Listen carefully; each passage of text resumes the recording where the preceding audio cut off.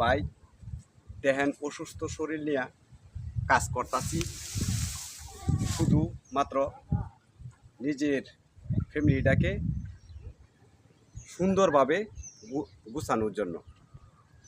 ঠিক তেমনি করে আমার মা বাবাও আমাদেরকে মানুষ করার জন্য ঠিক এমনিভাবে পরিশ্রম করে আমাদেরকে বড় করছে। এখন সমাজে এমনও কিছু মানুষ আছে মা বাপকে প্রতিষ্ঠিত হওয়ার পরে মা বাপকে পছন্দ করে না। বেশ ভালো কথা, বেশ ভালো কথা, কিন্তু ফেসবুকেও বইলা বেড়ায় তার মা বাপ তাকে ভালোবাসে না, পছন্দ করে না। কিন্তু আমি আপনাদেরকে উদ্দেশ্য করে বলছি, অন্তত অনুরোধ করে বলি, এই কথাটা বলে বেড়াবেন না। মা বাপের পাশে থাকেন, মা বাপকে ভালোবাসেন। মা বাপ যদি না থাকে তখন বুঝতে পারবেন মা বাপ কী জিনিস।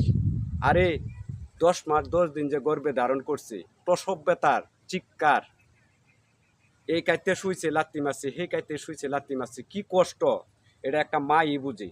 একটা সন্তানের পারলে গর্ভে ধারণ করলে একটা মাই বুঝে তার কি কষ্ট। কথাটা মিলাই নিয়েন।